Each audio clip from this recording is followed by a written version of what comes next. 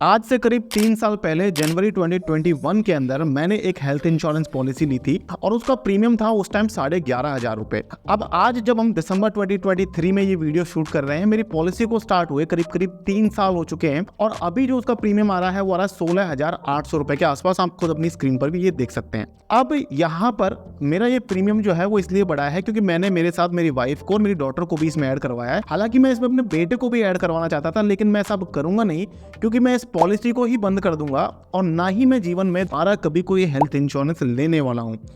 मैं क्यों कभी हेल्थ इंश्योरेंस नहीं लेने वाला हूं, ऐसा बड़ा डिसीजन मैंने क्यों लिया है और क्या आपको हेल्थ इंश्योरेंस लेना चाहिए 2024 में और आने वाले सालों के अंदर। और अगर आपने ऑलरेडी हेल्थ इंश्योरेंस ले रखा है तो क्या आपको आपके हेल्थ इंश्योरेंस को कंटिन्यू करना चाहिए या नहीं करना चाहिए, ये सारी बातें आज के इस बहुत ही इंपॉर्टेंट और खास वीडियो के अंदर हम करने वाले हैं। तो वीडियो में आप लगातार बने रहिए। मेरा नाम है विकास मीना, आप देख रहे हैं डीमैट टाइव।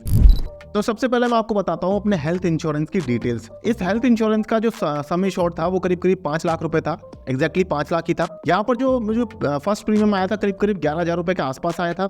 इसके बाद अब यहाँ पर एक इंपॉर्टेंट चीज और थी इस प्रीमियम में, वो थी नो क्लेम बोनस। अब नो क्लेम बोनस में इन्होंने मुझे क्या बताया था कि 2.5 लाख रुपए का आपको नो क्लेम बोनस मिल जाएगा हर साल। यानी कि अगर आप एक साल कोई क्लेम नहीं लेते हैं तो आपका प्रीमियम, आपका जो सम एश्योर्ड है वो 5 लाख रुपए से बढ़ करके 7.5 लाख रुपए हो जाएगा। उसके बाद अगर आप दूसरे साल भी अगर आप क्लेम नहीं लेते हैं तो आपका सम एश्योर्ड बढ़ करके 7.5 लाख से 10 लाख रुपए तक हो जाएगा। तो मुझे ये चीज़ बहुत अच्छी लगी। मुझे लगा कि यार 5 लाख रुपए के सम एश्योर्ड में 5 लाख रुपए का मुझे प्रीमियम पे करना पड़ रहा है और मेरा जो सम एश्योर्ड है वो 10 लाख रुपए मुझे मिल रहा है। 10 लाख में शायद मैं अपने फैमिली में कोई प्रॉब्लम आएगी तो उसे मैं कवर करवा पाऊंगा आसानी से। तो मुझे एक अच्छी पॉलिसी लगी, अच्छा सौदा लगा। मैंने इस हेल्थ इंश्योरेंस में अपना स्टार्ट कर दिया और प्रीमियम भरना मैंने बहुत ही सिंसियरली सारे प्रीमियम 3 साल से मैं भर रहा हूँ। अब प्रॉब्लम स्टार्ट होती है, अभी दिसंबर 2023 में हम हैं और कुछ दिनों पहले मुझे एक कंपनी का कॉल आता है, दूसरी कंपनी का कॉल आता है और वो मुझे कहते हैं कि सर आप इस पॉलिसी को जो है इसे आप पोर्ट कर लीजिए। पोर्ट करने से आपने जो 3 साल की प्रीमियम आपने पे किए हैं, जो आपकी हिस्ट्री वगैरह है वो सारा एज इट इज़ मेंटेन हो जाएगा और आपको सारे जो भी आपने पिछले वाले प्रीमियम्स भरे हैं सारे उसके बेनिफिट आपको मिलेंगे। आपकी पॉलिसी बिल्कुल सेम रहेगी और आपको हमारे यहाँ पर प्रीमियम कम देना पड़ेगा। और उसने काफ़ी बातें करी खुद की और इस पॉलिसी की, मेरी करंट पॉलिसी की बहुत सारी कमियां उसने गिना दी। अब मुझे उस पर इतना यकीन नहीं था, मुझे पता था कि वो अपनी सेल करने के लिए इस तरीके की बातें बोल रहा है, तो मैंने उसकी ज़्यादा बातों पर यकीन नहीं किया। बजाय मैंने सोचा कि खुद मुझे अपनी इस पॉलिसी के बारे में एक बार और इंट्रोस्पेक्ट करना चाहिए, सोचना चाहिए कि क्या इसमें कोई वाकई में कोई प्रॉब्लम्स तो नहीं है। हालांकि मैंने जब इस पॉलिसी को लिया था तो काफ़ी रिसर्च करने के बाद ही लिया था, लेकिन मुझे लगा हाँ मुझे और थोड़ी सी रिसर्च इसके बारे में करनी चाहिए क्योंकि उस बंदे ने मुझे काफ़ी सारी कमियां गिनाई थी। तो मैंने अपनी इस पॉलिसी की कंपनी को कॉल लगाया और उनसे कुछ क्वेश्चंस पूछे और जब मैंने क्वेश्चंस पूछे तो उन क्वेश्चंस के बीच में ही मुझे एक चीज़ समझ में आई, वो ये थी कि जिस रीज़न की वजह से मैंने इस पॉलिसी में एनरोल किया था वो रीज़न था कि मेरा सम एश्योर्ड जो है वो बढ़ जाएगा, 5 से 7.5 लाख हो जाएगा, 7.5 लाख रुपए से 10 लाख हो जाएगा अगर मैं कोई क्लेम नहीं लेता हूँ। लेकिन उसमें एक हिडन क्लॉज ये था कि अगर मैं किसी साल में इस इंश्योरेंस से कोई क्लेम लेता हूँ तो मेरा जो सम एश्योर्ड है वो 5 लाख रुपए से घट करके 2.5 लाख रुपए हो जाएगा अगले साल में। अब ये चीज़ जब मुझे सेल की गई थी ये पॉलिसी तो किसी ने नहीं बताई। हालांकि मैंने पूरी कोशिश करी थी रिसर्च करने की, मैंने इनके टर्म्स एंड कंडीशंस को भी पढ़ा था, लेकिन गाइस आप जानते हैं हेल्थ इंश्योरेंस जो लेते हैं वो वर्किंग प्रोफेशनल्स होते हैं, ज़्यादातर जॉब वाले बंदे ही होते हैं जो हेल्थ इंश्योरेंस के बारे में सोचते हैं। तो हमें उतना टाइम नहीं मिलता कि हम पूरी पॉलिसी को थॉरोली पढ़ सकें। इसके अलावा भी हमारी दूसरी इन्वेस्टमेंट्स है, आप भी जानते हैं म्यूचुअल फंड्स वगैरह में, शेयर्स में हम लोग इन्वेस्टमेंट करते हैं, तो अलग अलग तरीके की इन्वेस्टमेंट्स होती है। इसलिए हेल्थ इंश्योरेंस पॉलिसी के पूरे क्लॉजेस को पढ़ पाना और उन्हें अच्छे से समझ पाना हमारे लिए उतना पॉसिबल नहीं हो पाता है। इस इग्नोरेंस की वजह से ही मुझे इतना बड़ा जो है वो झटका लगा अब 2023 के अंदर। अब इसका यही अकेला रीजन नहीं है जिसकी वजह से मैं पॉलिसी नहीं लेना चाहता। मैं फ्यूचर में सोच रहा हूं कि हेल्थ इंश्योरेंस कभी लूंगा ही नहीं।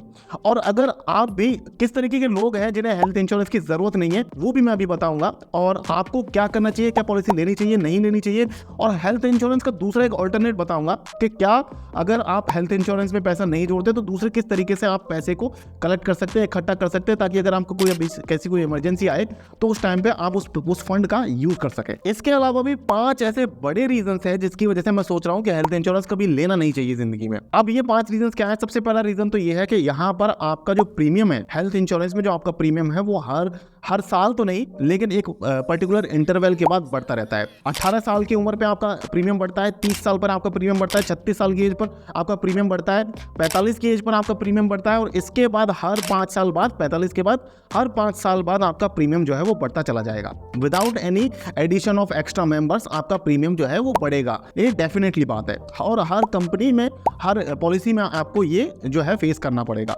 इसके बाद दूसरा रीज़न ये है कि फॉर्मेलिटीज़ जो होती है जब आप क्लेम लेने जाएंगे वो बहुत ज़्यादा होती है। इतना आसान नहीं होता है किसी भी कंपनी से आपको क्लेम लेना, बहुत सारी फॉर्मेलिटीज़, बहुत सारी झंझटबाजी का आपको जो है सामना करना पड़ेगा। तो मैं जो अल्टरनेट सोच रहा हूँ उसमें आपको कोई झंझटबाजी करने की जरूरत नहीं है, लेकिन वो सब लोगों के लिए नहीं है। वो कुछ लोग ही ऐसे हैं जो उस पर्टिकुलर मेथड का इस्तेमाल कर सकते हैं हेल्थ इंश्योरेंस के ऑल्टरनेटिव के रूप में। अब यहाँ पर जो थर्ड प्रॉब्लम आती है हेल्थ इंश्योरेंस में, वो आती है पेन ऑफ चीटेड। यानी कि अगर मान लीजिए आप पॉलिसी ले लेते हैं और आप शिद्दत से सारे प्रीमियम्स पे कर रहे हैं, पूरी ऑनेस्टली आपने सारी अपनी डिटेल्स भी बताई है और आपका हेल्थ मेडिकल चेकअप भी हुआ, आपने ऑनेस्टली सारी चीज़ें बताई, सारे चेकअप्स करवाए, आप प्रीमियम पे कर रहे हो, और 10 साल बाद आपको पता चलता है कि जिस कंपनी में आपने प्रीमियम लिया था वो किसी एक हिडन क्लॉज की वजह से आपको जो है आपका प्रीमियम नहीं दे रही है, या अगर 5 लाख रुपए का आपका जो सम एश्योर्ड है, सॉरी आपका सम एश्योर्ड आपको नहीं मिल रहा है, तो अगर आपका मान लीजिए 5 लाख रुपए का सम एश्योर्ड है और सम एश्योर्ड 5 की जगह आपको 1.5-2 लाख रुपए ही मिल रहे हैं, तो भी आपको एक बड़ा झटका लगता है, बहुत बड़ा झटका लगता है। इसके बाद चौथा रीज़न है हिडन क्लॉजेज। हिडन क्लॉजेज क्या है?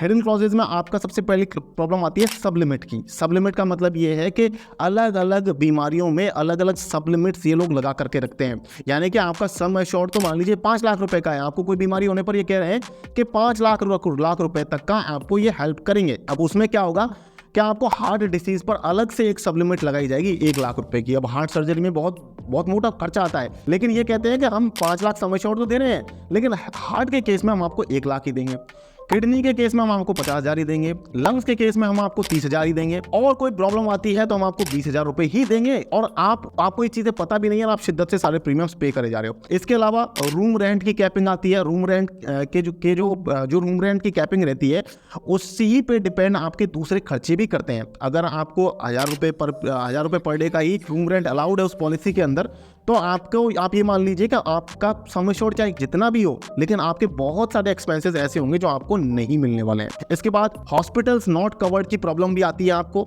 मान लीजिए आपने किसी अस्पताल में इलाज करवाया और वो अस्पताल उस पॉलिसी के अंदर कवर्ड ही नहीं था, तो आपको शायद वो सम एश्योर्ड मिले भी नहीं, ये भी प्रॉब्लम हो सकती है। इसके अलावा भी दूसरे बहुत सारे क्लॉजेज हैं। अब ये हो गए 4 रीजन जिसमें मैंने बताया प्रीमियम इंक्रीज होता है, फॉर्मेलिटीज बहुत ज्यादा होती हैं, पेन होता है चीटिंग का, चौथा यहाँ पर हिडन क्लॉजेज बहुत सारे होते हैं, और यहाँ पर जो अगला यहाँ पर लास्ट रीजन जो आता है वो मेरे साथ जो हुआ वही मैं यहाँ पर आपको बताना चाहता हूँ, नो क्लेम बोनस। यानी कि आपको बताया तो जाता है कि नो क्लेम बोनस आपको मिलता रहेगा, लेकिन उसके पीछे भी बहुत सारे हिडन क्लॉजेज होते हैं। कुछ पॉलिसीज में, जैसा मेरे साथ हुआ, ऐसा भी हो सकता है कि आपका जो नो क्लेम बोनस आपको मिला है वो एक्चुअली आगे चल के घट जाए, यानी कि 5 से 7.5 लाख हुआ तो वो प्रीमियम आपका क्लेम लेने पर वो 5 से 2.5 लाख रुपए ही रह जाए।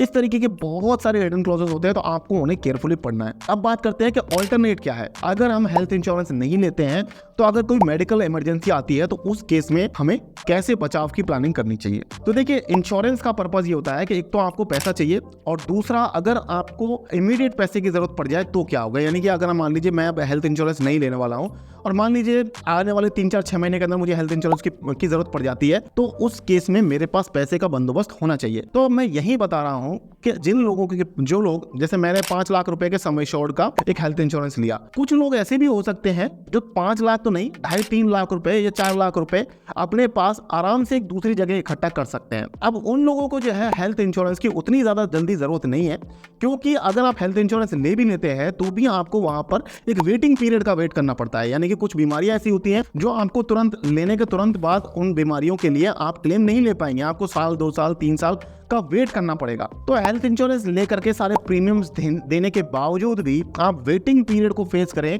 उससे बेटर है कि आप अपने पास अगर कोई इकट्ठा लमसम अमाउंट है 2.5-3 लाख रुपए का, उससे एक ऐसी जगह इन्वेस्ट कर दीजिए जहां पर आपको थोड़ी सेफ्टी भी मिले और रिटर्न भी अच्छा मिले। अब ये ऑप्शन क्या हो सकता है? मेरे हिसाब से ये जो ऑप्शन है वो म्यूचुअल फंड का ही होना चाहिए। शेयर्स में आप अपने हेल्थ इंश्योरेंस का जो अमाउंट है उसे आप नहीं रख सकते हैं। आप जो म्यूचुअल फंड सेलेक्ट करें वो भी थोड़ा सा लार्ज कैप टाइप और लार्ज कैप ओरिएंटेड हो, या डेट और इक्विटी का मिक्स हो, यानी कि हाइब्रिड एक म्यूचुअल फंड आप चूज कर सकते हैं, या कोई डिविडेंड वाले कुछ ऐसे सेफ स्टॉक्स का कोई ऐसा म्यूचुअल फंड हो जहां पर रिटर्न आपको एक अच्छा 12-15% का रिटर्न भी मिलता रहे और सेफ्टी भी हो। अब सेफ्टी यहाँ पर इसलिए चाहिए कि मान लीजिए 2030 के अंदर, आज से 5-6 साल बाद आपने वो पैसा वहां पर लगा दिया 2.5-3 लाख रुपए, 5 साल बाद मान लीजिए आपको हेल्थ इंश्योरेंस की जरूरत पड़ी और आपने शेयर्स में, रिस्की एसेट में अगर वो पैसा इन्वेस्ट कर दिया और मान लीजिए 50 लाख रुपए हो गए थे आपके पास उस टाइम पर, फॉर एग्जांपल 50 लाख रुपए हो गए थे 2030 में, और 2031 में आपको हेल्थ इंश्योरेंस क्लेम लेने की जरूरत पड़ी, यानी कि उस पैसे को आप निकालना चाहते हो, तो उस केस में क्या होगा कि आपका अगर मार्केट में क्रैश आ गया तो अचानक से हो सकता है वो 50 लाख रुपए आपके 30 लाख रुपए रह जाए या 35 लाख रुपए रह जाए। तो इसलिए हेल्थ इंश्योरेंस के पैसे को हमें रिस्की एसेट में नहीं लगाना है, लेकिन हम इसकी ऑल्टरनेट प्लानिंग ये जरूर कर सकते हैं कि हम अगर हमारे पास आज की डेट में एक लमसम पैसा है तो हम उसे फ्यूचर के लिए अपने हेल्थ इंश्योरेंस के लिए सेपरेट कर दें, एक अलग से एक म्यूचुअल फंड के अंदर डाल दें और उस पैसे को टाइम के साथ ग्रो होने दें। और उसमें आप चाहे तो जैसे प्रीमियम्स आप हेल्थ इंश्योरेंस के लिए पे करना चाहते थे, आप इसमें भी अपना टॉपअप अमाउंट डालते रह सकते हैं हर साल, या मंथली SIPs भी आप कर सकते हैं।